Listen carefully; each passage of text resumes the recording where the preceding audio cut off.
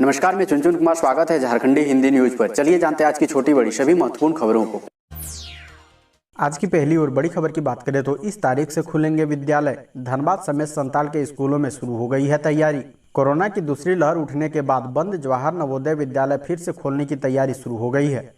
जवाहर नवोदय विद्यालय लखनऊ संभाग के उपायुक्त ने विद्यालयों को पुनः खोलने के बाबत दिशा निर्देश जारी किया है। इसके बाद धनबाद के निरसा प्रखंड के बेनागोड़िया स्थित नवोदय विद्यालय को पुनः खोलने की तैयारी चल रही है। इसी तरह बोकारो, गिरिडीह, गोड्डा, साहिबगंज, पाकुड़, दुमका, धनबाद, जामताड़ा जिले में स्थित विद्यालयों के प्रचार की तरफ से आवश्यक तैयारी चल रही है। फिलहाल कक्षा 9 से लेकर कक्षा 12 तक स्कूल खोलने की अनुमति मिली है।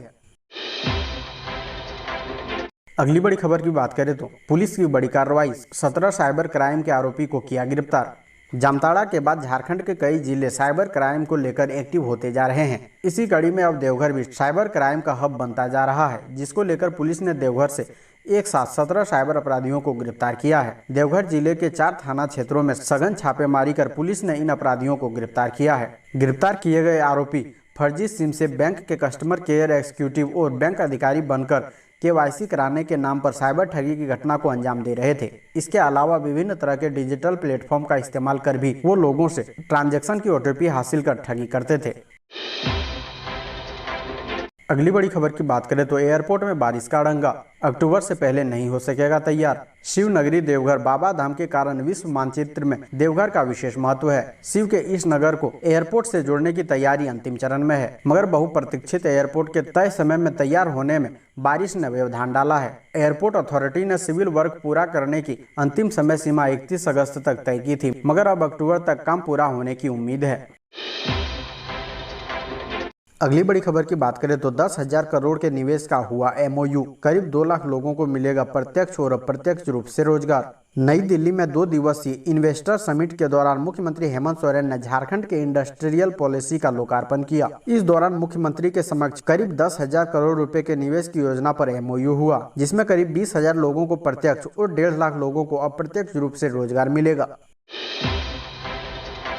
अगली बड़ी खबर, राष्ट्रीय खेल दिवस से पहले झारखंड की इस हॉकी खिलाड़ी को रेलवे ने इस पद पर दी नौकरी। झारखंड के सिमडेगा की रहने वाली और जूनियर भारतीय महिला हॉकी टीम की सदस्य संगीता कुमारी को दक्षिण पूर्व रेलवे में नौकरी मिली है। वह जूनियर क्लर्क के रूप में सेवा देगी। रांची के मंडल रेल प्रबंधक प्रदीप गुप्ता ने शुक्रवार को संगीता को नियुक्ति पत्र सौंपा और उनके उज्जवल भविष्य की कामना की।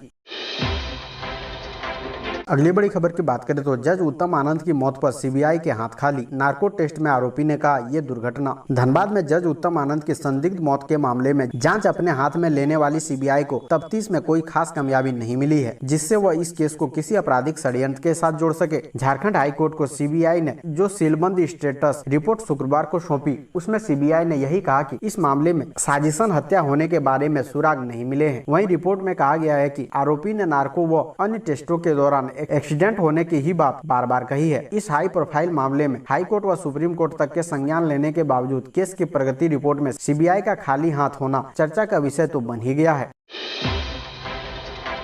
अगली बड़ी खबर की बात करें तो देवघर एम्स OPD शुरू होते ही बीमार और तमिलदारों को मिला एक नया रास्ता। देवीपुर में मेला सा नजारा। एम्स में OPD सेवा शुरू होने की खबर जैसे जैसे लोगों तक पहुंचने लगी है, मरीजों की संख्या में वृद्धि होने लगी है। दूसरे दिन 200 मरीजों का इलाज किया गया, जबकि अखिल भारतीय आयुर्विज्ञान संस्थान में इलाज कराने करीब 500 से अधिक लोग पहुँचे थे। अभी प्रतिदिन 200 लोगों का ही इलाज हो पाएगा। नाइट शेल्टर स्थित अमृत मेडिकल स्टोर से 20% से लेकर 80% रियायत पर मरीजों को दवाई मिल रही है। कैंटीन की सुविधा आरंभ हो गई है। परिसर में ATM भी संचालित हो गया है। प्रबंधन ने जानकारी देते हुए बताया कि जैसे जैसे भवनों का निर्माण कार्य NBCC और NKG द्वारा पूरा किया जाएगा, सभी व्यवस्थाओं में बढ़ोतरी की जाएगी। झारखंड, बिहार, संथाल परगना, देवघर, देवीपुर से आए मरीजों ने इलाज कराया है। अगली बड़ी खबर की बात करें तो रांची पुलिस ने तैयार किया नया ऐप। एक क्लिक में मिलेगा अपराधियों का पूरा ब्यौरा। रांची में एक क्लिक पर अपराधियों का पूरा डाटा स्क्रीन पर आ जाएगा। रांची के सिटी SP सौरभ की पहल पर पुलिस की ओर से एक ऐप को तैयार किया गया है। इसमें तमाम बड़े से लेकर छोटे अपराधियों की जानकारी और उनके किए गए अपराधों का विवरण होगा। सिटी SP सौरभ कुमार ने बताया कि CID के द्वारा पूर्व में एक OCCIS नाम का सॉफ्टवेयर डेवलप किया गया था। उसी में कुछ परिवर्तन कर अपराधियों का डाटा कलेक्ट करने के लिए दूसरा सॉफ्टवेयर डेवलप डेवलप करवाया गया है। इस सॉफ्टवेयर के माध्यम से यह स्पष्ट रूप से पता चल पाएगा कि राजधानी में कितने क्रिमिनल चार्ज शीटेड हैं, कितने क्रिमिनल जेल से हाल में छूटे हैं, कितने ऐसे कांड हैं जिनका अब तक खुलासा नहीं हो सका है, कितने ऐसे मामले हैं जिनका अनुसंधान पूरा हो चुका है। खासकर थानावार अपराधियों का पूरा ब्यौरा बेहद आसानी से उपलब्ध होगा। अगली बड़ी खबर की बात करें तो गुमला में जंगली हाथी ने 60 वर्षीय बुजुर्ग को पटक पटक कर मार डाला। गुमला जिले में जंगली हाथियों का उत्पात जारी है। भरनो थाना क्षेत्र के बेड़ो गांव में शनिवार को जंगली हाथी ने एक 60 वर्षीय बुजुर्ग गुंदुर उरांव को पटक पटक कर मार डाला। मृतक सुबह शौच के लिए घर से बाहर निकला था। इसी दौरान जंगली हाथी ने रास्ते में वृद्ध को मार डाला। बाद में स्थानीय लोगों ने हाथी को खदेड़कर पंडरानी होते हुए शमशेरा जंगल में भगाया। घटना के बाद परिजनों का रो रो कर बुरा हाल है। गुंदुर के पुत्र वीरसा उरांव ने बताया कि उसके पिता सुबह शौच के लिए निकले थे, तभी जंगली हाथी गांव के करीब से गुजर रहा था। पिता की नजर हाथी पर नहीं पड़ी और दोनों आमने सामने हो गए। हाथी ने पटक पटक कर पिता की हत्या कर दी। वहीं स्थानीय लोगों ने घटना की सूचना वन विभाग को दी। वीरसा ने वन विभाग से मुआवजे की मांग की है। अगली बड़ी खबर की बात करें तो 10,000 से ज्यादा का बिजली बिल बकाया रखने वालों का काट लिया जाएगा कनेक्शन। झारखंड बिजली वितरण निगम लिमिटेड ने बकाया बिल रखने वाले के खिलाफ कार्रवाई शुरू कर दी है। विभाग के धनबाद एरिया बोर्ड के महाप्रबंधक अजीत कुमार इस संबंध में अधिकारियों को दिशा निर्देश दिए हैं। विभाग अब 10,000 व उससे ज्यादा का बिजली बिल बकाया रखने वालों के खिलाफ बुधवार से अभियान चलाकर बिजली लाइन काटने का काम करेगी। JBBNL धनबाद एरिया बोर्ड अंतर्गत अलग अलग सेक्शन के जेई को बकायेदार की सूची सौंप दी गई है। अभियान के दौरान जेई को ऑन स्पॉट पेमेंट वसूली करने को निर्देश दिया गया है। इस दौरान ऑन स्पॉट बकाया भुगतान करने पर कोई कार्रवाई नहीं की जाएगी। वहीं बकाया भुगतान नहीं करने वालों का बिजली कनेक्शन काटने का सख्त निर्देश दिया गया है। इससे पहले 25,000 व उससे ज्यादा बकाया रखने वालों के खिलाफ अभियान चल चुका है। अगली बड़ी खबर की बात करें तो झारखंड सरकार ने मनरेगा मजदूरों के बकाया का किया भुगतान। खाते में डाले 350 करोड़ रुपए। झारखंड सरकार ने लंबे समय से लंबित मनरेगा मजदूरों की बकाया राशि का भुगतान कर दिया है। इस मद में 350 करोड़ की राशि पूरे प्रदेश में मनरेगा श्रमिकों के खाते में भेजी गई है। मनरेगा उपायुक्त राजेश्वरी बी ने बताया कि झारखंड के मनरेगा मजदूरों की मजदूरी मद में 350 करोड़ रुपए बकाया था। राज्य सरकार की ओर से इस राशि के भुगतान के लिए लगातार प्रयास किए जा रहे थे। विलम्ब की वजह केंद्र से राशि का न मिलना था। हालांकि केंद्र सरकार ने इस वित्त वर्ष की 16वीं किस्त रिलीज कर दी है। मजदूरी मद में 791 करोड़ रुपए जारी करते हुए यह निर्देश दिया गया था कि पूर्व की बकाया राशि जो मजदूरी मद में 350 करोड़ है उनका भुगतान जल्द से जल्द करा दिया जाए। इसी के आलोक में शुक्रवार को सभी मजदूरों के खाते में पैसे भेज दिए गए हैं। अगली बड़ी खबर की बात करें तो गुरुजी बनने के लिए टेट पास अभ्यर्थियों को देनी होगी परीक्षा। अब झारखंड में शिक्षक नियुक्ति प्रक्रिया के लिए स्कूली शिक्षा एवं साक्षरता विभाग ने तैयारी शुरू कर दी है। स्कूलों को नई नियुक्ति के लिए शिक्षक पात्रता परीक्षा पास अभ्यर्थियों को परीक्षा देनी होगी।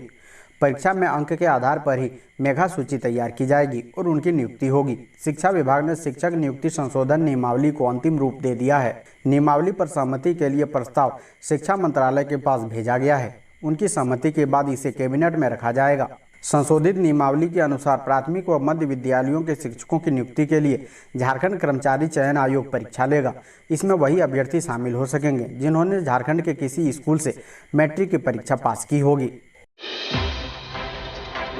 अगली बड़ी खबर, झारखंड के शिक्षा मंत्री जगन्नाथ महतो की तबीयत बिगड़ी, आईसीयू में भर्ती। झारखंड के शिक्षा मंत्री जगन्नाथ महतो की शनिवार को अचानक तबीयत बिगड़ गई। उल्टी के शिकायत के बाद उन्हें मेदांता हॉस्पिटल में भर्ती करा दिया गया है, जहां डॉक्टरों ने आईसीयू में एडमिट कर उनका उपचार शुरू कर दिया है। डॉक्टरों का कहना है कि उनके लीवर में कुछ समस्या है। फिलहाल डॉक्टरों की टीम उसके स्वास्थ्य पर नजर रखे हुए है। 2020 के सितम्बर में फेफड़ों में संक्रमण के बाद उन्हें बेहतर उपचार के लिए चेन्नई एयर एम्बुलेंस के माध्यम से भेजा गया था। MGM हॉस्पिटल में लंग्स ट्रांसप्लांट कराया गया। 14 जून को जगन्नाथ महतो को चार्टर्ड प्लेन से रिम्स के 2 डॉक्टरों की देखरेख में चेन्नई से रांची वापस लाया गया था।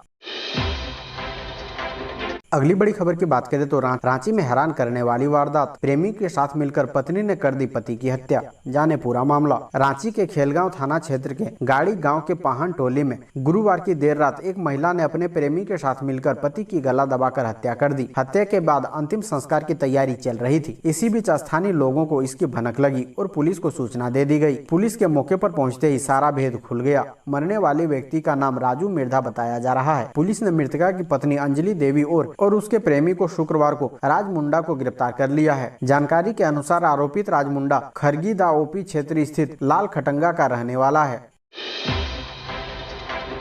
अगली बड़ी खबर, बिना निबंधन के 15 टोटो जब्त। कोडरमा में बिना निबंधन के 15 टोटो जब्त, आधा दर्जन एजेंसी पर होगी कार्रवाई। कोडरमा शहर में यातायात व्यवस्था को दुरुस्त करने एवं सड़क सुरक्षा को लेकर डीटीओ भागीरथ प्रसाद ने अभियान चलाकर बिना निबंधन के शहर में संचालित 15 टोटो को जब्त किया है। जब टोटो संचालकों से भारी भरकम जुर्माना वसूली की कार्रवाई की जा रही थी, इसी मामले में आधा दर्जन टोटो एजेंसी पर भी कार्रवाई होगी। जब्त टोटो संचालकों से भारी भरकम जुर्माना वसूली की कार्रवाई की जा रही है। इस मामले में आधा दर्जन टोटो एजेंसी पर भी कार्रवाई होगी। एजेंसी संचालकों से स्पष्टीकरण मांगा जा रहा है। डीटीओ भागीरथ प्रसाद ने बताया कि जांच में पता चला कि टोटो एजेंसी मयूरी, टेरो मोटर, मोरनी, एरो, एलिफेंट, कृष्णा टोटो, कैटरॉन, डिस्टिन आदि के द्वारा बिना निबंधन के बिक्री की गई है, जबकि बिना निबंधन के टोटो या अन्य वाहन नहीं देना है।